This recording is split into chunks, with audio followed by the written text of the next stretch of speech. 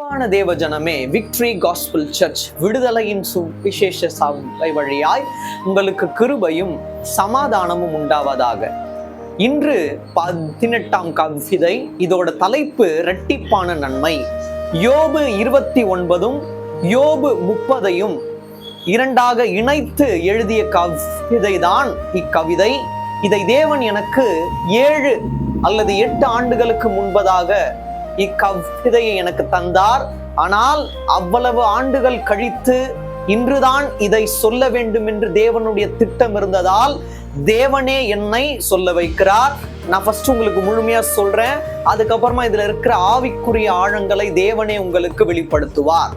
அதற்கு முன்பதாக யோபு புஸ்தகத்துல 29ஆம் அந்த சாப்டர்ல யோபு ஆரம்ப காலகட்டத்துல தேவன் என்னை மேன்மையாக வைத்தார், அனைவரும் எனக்கு கீழ்ப்படிந்திருந்தார்கள், எவ்வாறு ஒரு முன்மாறி பின்மாறிக்காக ஜனங்கள் காத்து கொண்டு இருக்கிறார்களோ என்னுடைய வார்த்தைக்காகவும் காத்து கொண்டிருந்தார்கள் சொல்லிட்டு 29ல முழுமையா வரும். அதுல அநேக காரியங்கள் இருக்கும்.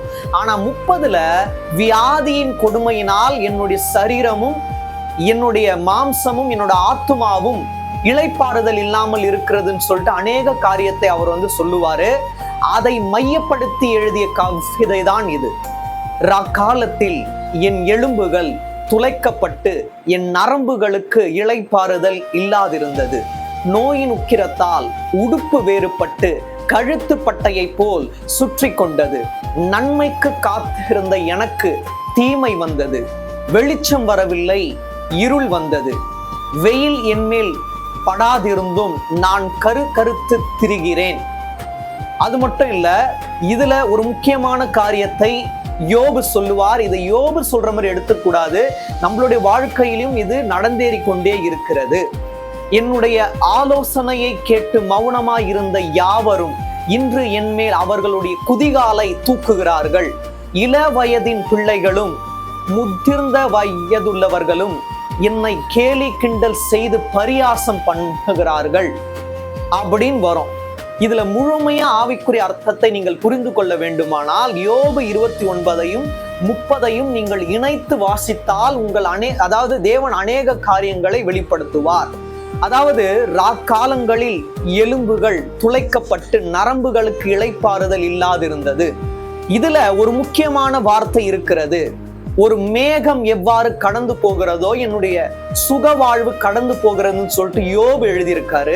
உங்களுடைய வாழ்க்கையில சுகவாழ்வு கடந்து போகிறதுனாலே புரிஞ்சுக்கோங்க, இதைவிட இரட்டிப்பான சுகவாழ்வை தேவன் உங்களோட வாழ்க்கையில் தர வல்லவராய் இருக்கிறார்.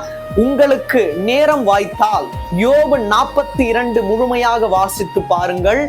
யோபு என்னென்ன இழந்தாரோ அதை தேவன் இரட்டிப்பாக தந்தார். முக்கியமாக 42:2 இருக்கு, தேவன் சகலத்தையும் செய்ய வல்லவர், அவர் செய்ய நினைத்தது தடைப்படாது என்பதை நான் அறிந்திருக்கிறேன். அந்த விசுவாசம் நமக்கு இருக்கணும். காலத்தில் நம்மளுடைய எலும்புகள் துளைக்கப்பட்டது உண்மைதான், ஆனால் இன்று அந்த எலும்புகளை புதிதாக்கி சாட்சியாய் நம்மை தேவன் வைத்திருக்கிறார். நரம்புகளுக்கு இளைப்பாறுதல் கொடுத்திருக்கிறார். ஒரு மேகம் கடந்து போனாலும் புதிய மேகத்தை தேவன் உண்டு பண்ணி சுகவாழ்வுக்குள்ளாக நம்மை நடத்தி கொண்டே இருக்கிறார். நன்மைக்கு காத்திருந்த நமக்கு இனி தீமை வராது, வெளிச்சம்தான் வரும். இருளிலும் அவர் நமக்கு வெளிச்சமாயிருப்பார். இனி நோயின் உக்கிரம் நம்மளை ஆட்கொள்ளாதபடிக்கு தேவன் பாதுகாத்துக் கொள்வார்.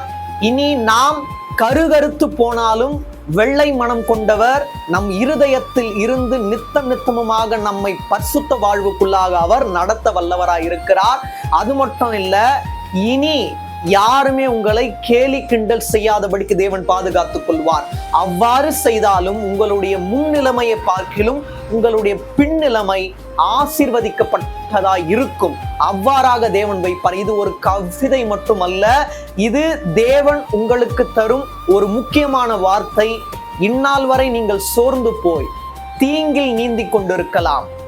இதுல ஒரு வார்த்தை இருக்கிறது. நீங்க யோபு 30ல வாசிச்சு பார்த்தீங்கன்னா இதையும் அதாவது கவிதையில தேவன் இணைக்க சொன்னார்.